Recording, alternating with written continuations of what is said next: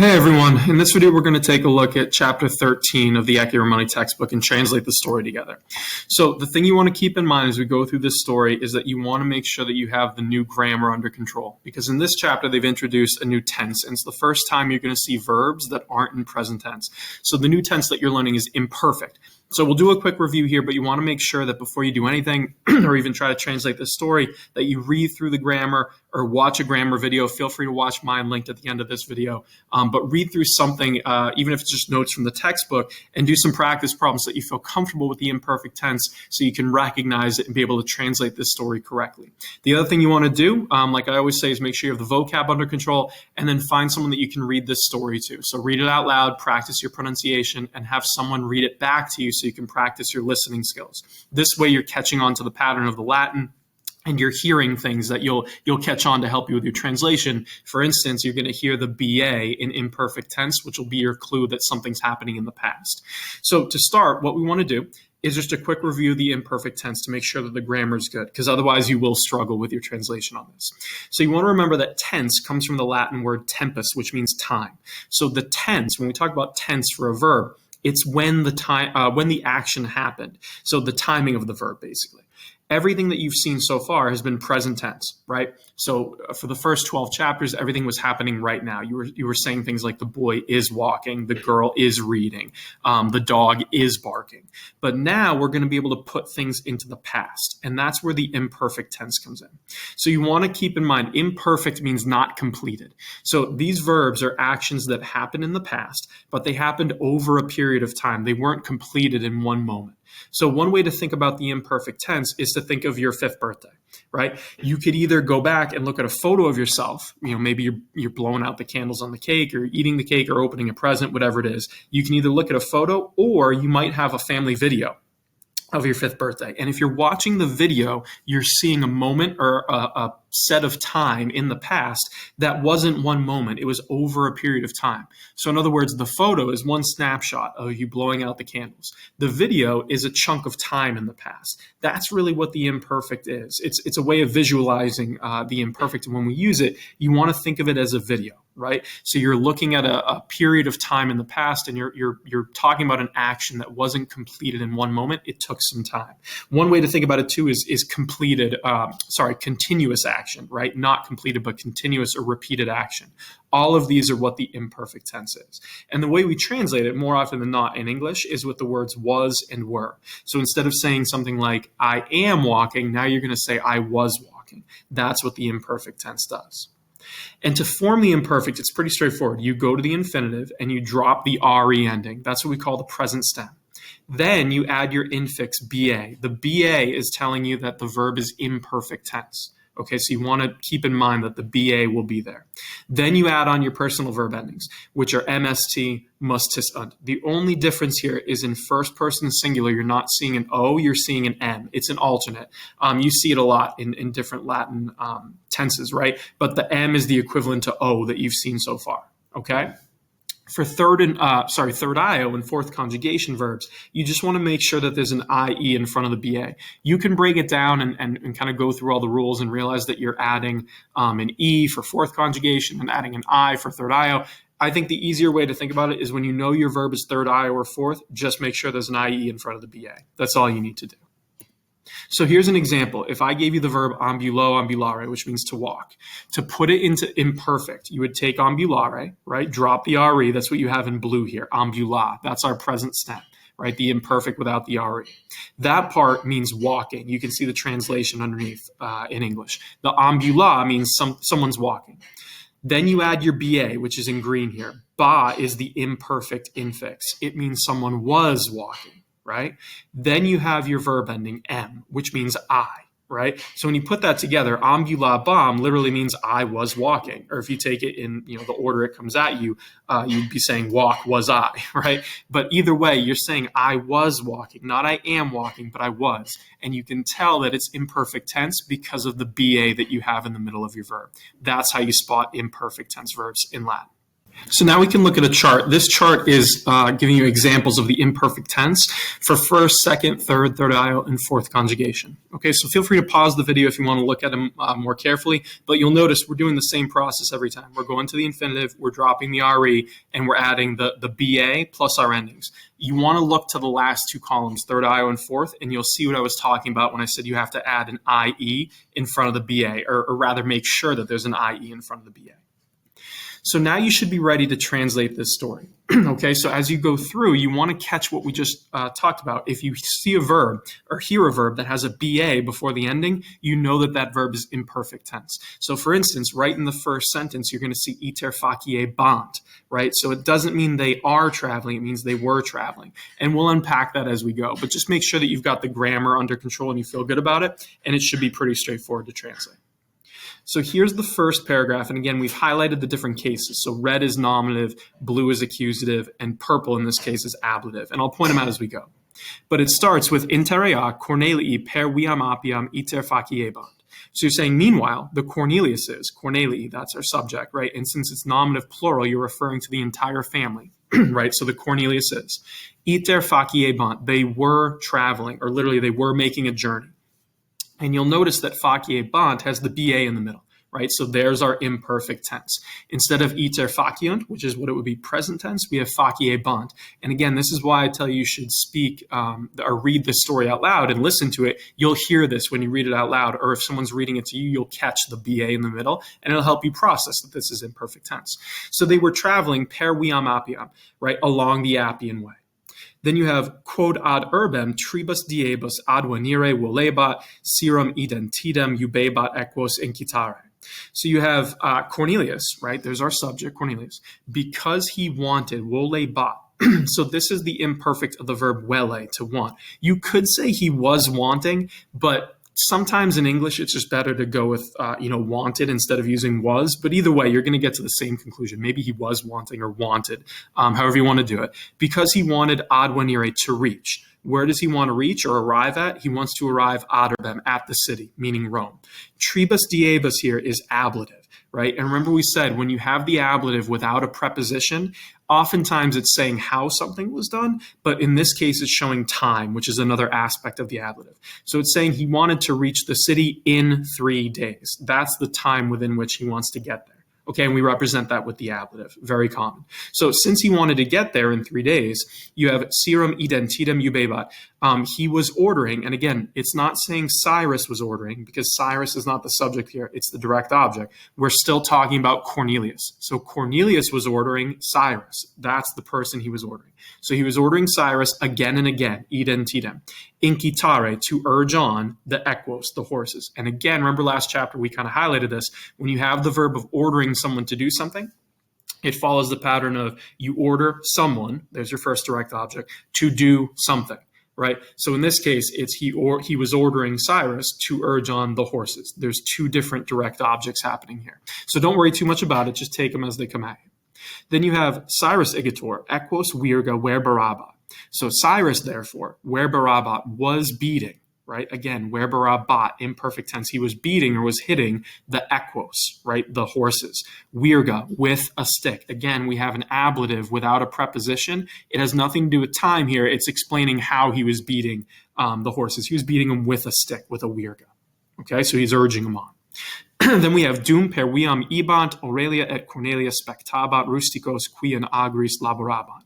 So while they were going along the road, so dum means while, ebant, they were going, right? It's the imperfect of ire, the verb to go. They were going per viam, along the road. Aurelia and Cornelia spectabat, they were watching. Right? Who were they watching? Rusticos. There's our direct object. They were watching peasants who, in agris, in the fields, and again, it's ablative because you're showing position or location, who in the fields were working. Or you could say who were working, laborabant, in the fields. And again, it's an imperfect verb. Then we have Marcus et Sextus spectabat omnes raidas, quae per viam apiam ebant. So Marcus and Sextus spectabat, they were watching. Omnes raidas, there's our direct object. All the carriages which, quae, were going, ebant, again, imperfect tense, which were going along the Via Appia, which is the road that they're traveling on. And now we can continue on. We have septima ora erat. This means it was. Erat is the imperfect tense of est, right? The verb to be. So est would be saying it is, right? Or he, she, or it is. In this case, it's it. Erat is it was, right? We've made it imperfect tense. And you can see in the notes, if you want to look through, I believe in chapter 13, Ecce just puts this as a vocab word, but you'll see in chapter 14 as we move forward, how you form the verb to be. It's an irregular verb, so it's not using the BA, but it is imperfect here. Erat means it was. So you're saying it was the septima ora, the seventh hour, right? And again, that doesn't mean 7 o'clock. It really means the seventh hour after sunrise. So you're talking about if you guesstimate, right, that the sun comes up around 6 in the morning, you're talking somewhere around 1 in the afternoon, right? Which explains the next line, right? So it was the seventh hour. Then you have dies erat calidus. It was a dies calidus, a hot day. Or you could say the day was hot. It doesn't really matter. It means the same thing. So they're talking about being on the road, on the side of the road, on a hot day right around noontime, 1 in the afternoon. That's why it's so hot, right? Then you have in agris rustici non iam laboraban, sed subarboribus quiesceban.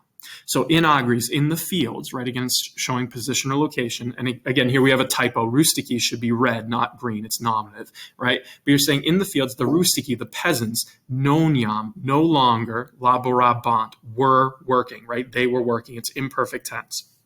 So if you put it together, you're saying the peasants no longer were working in the fields, but said subarboribus quiescebant, but they were resting, quiescebant, right? There's our imperfect verb, and it ends in an nt because we're talking about the peasants, right? They were resting subarboribus, under the trees. So again, this is all being set up by telling you it's around 1 in the afternoon. It's really hot, so all the peasants, the rustici, the farmers, you might say, or the people working in the fields, they're not working, they're resting, right? Because it's too hot to work at this time. So they're taking a little rest. Then you have in rida Cornelius et Aurelia jam dormieban. So in the carriage, Cornelius, the dad, and Aurelia, the mom, jam, now, dormieban, were sleeping, right? Again, imperfect tense, they were sleeping. Then we have Marcus pede vexabat Corneliam, quae dormire voleba.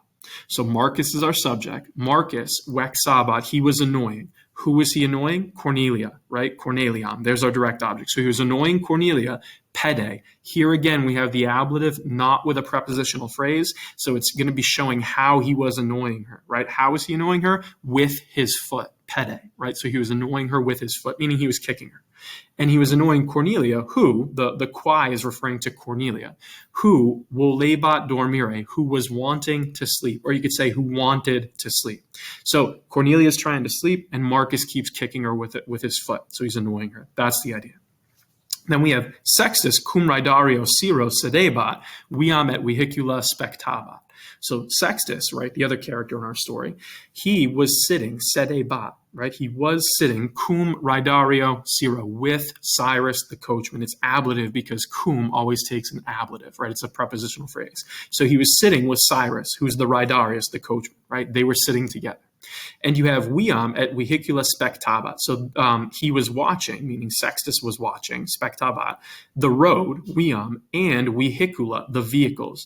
Now here, this word vehicula is a neuter noun. I know we haven't seen it yet, but it's the third gender. We have masculine, feminine, and neuter.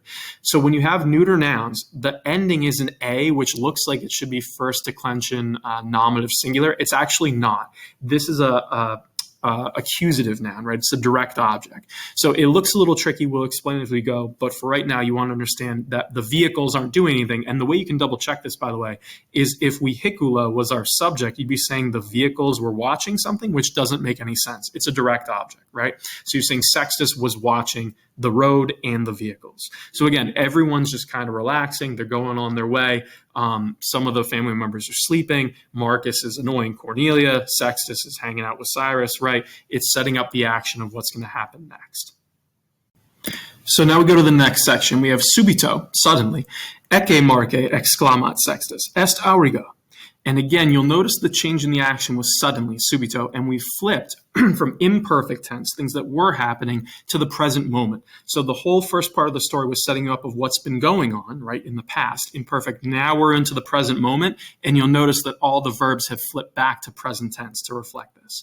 So you have suddenly, Sextus shouts, right, exclamat Sextus. He shouts, Ecce Marque, look, Marcus, right? And Marque is vocative. He's calling him by name. So he says, look, Marcus, it's a auriga, it's a charioteer, right? Marcus, magno risu respondet, non est auriga fatue, est tabularius quia pistulas civium praeclarorum ab urbe fert. So Marcus responded, right? And how does he respond? Here again, we have ablative without a prepositional phrase. It's going to be showing you how he responds. He responds magno risu with a big laugh, right? So he laughs is the idea. And he says, non est auriga, it's not a charioteer, fatue, stupid, right? Fatue is what he chooses to call sexist, right? It means stupid. And again, it's vocative because that's the name he's calling him. So he says, it's not a charioteer, stupid. It's a tabularius, right? It's a messenger, right? You could say a courier, someone who carries letters, right? So he says, it's a messenger, a tabularius, who fert is carrying, right? Is bringing or carrying. What is he bringing or carrying? Epistulas, letters, right? And again, notice it's accusative plural, so letters, plural. And then we have civium praeclarorum. It's genitive plural. So it's showing possession. It's showing who the letters belong to, right? He's carrying the letters of distinguished citizens, right? Praeclarorum means like famous or distinguished. Civium is the genitive plural of citizens, right? So of distinguished or famous citizens, and he's carrying them ab urbe, from the city, right? So to get your bearings, when they're saying from the city, it's referring to Rome. So the idea is the family is going towards Rome. This tabularius, this messenger, is coming from Rome. So it's heading away from Rome, which is why you have ab urbe here, right, in the opposite direction. Then you have tabulari, semper celeriter iter faciunt, quod epistulas ab urbe ad omnes partes Italiae ferunt.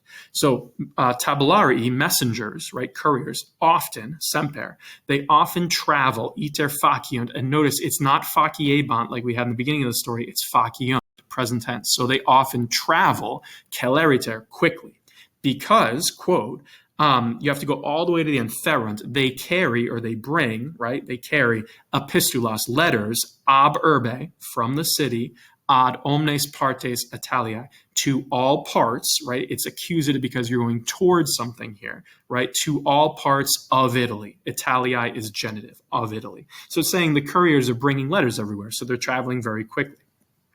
Then you have quam celeriter iter facit, clamat Sextus. So Sextus shouts how quickly he is traveling, iter facit, right? He is traveling. It's referring to the tabularius. So how quickly he's traveling, shouts Sextus. Equos ferociter virga incitat. So he's urging on, incitat, right? And again, it's referring to the tabularius. So he's urging on the equos, the horses, ferociter, fiercely, right? How's he doing it? We have virga, an ablative without a preposition, right? So it's probably showing how. It's saying he's urging them on with a stick, virga, right? Then you have cave tabularium sire, tene equos, cave fosam. So you have cave, which means look out, right? A lot of imperatives here because Sextus is commanding Cyrus to do things. So first he says, watch out, cave, for the tabularius, right? Beware the courier, he's saying. Cyrus, right? Vocative. So he says, watch out for the courier. Tene equos, hold the horses. Cave fosam, watch out for the ditch, right? Or beware, watch out for the ditch. Watch out for the ditch. Cyrus equos tenet et tabularium vitat, sed rida in fossam magno fragore descendit. So Cyrus holds, tenet, he holds the horses, the equos, and he vitat, he avoids the tabularium, the courier. But the rida, there's a subject, the carriage, descendit, goes down in fossam, into the ditch. Magno fragore, again, it's saying how it went into the ditch, with a great crash or a loud crash. So this is the main action. The tabularius is racing towards them. Cyrus has to swerve the rida out of the way, and the family falls into the ditch, right, in the carriage. And again, it's not too difficult of a story to understand, but you just want to make sure that you're paying attention to imperfect tense here. If you have any questions, feel free to put them in the comments. I'll help you however I can. Otherwise, good luck, and you should be fine. Keep at it.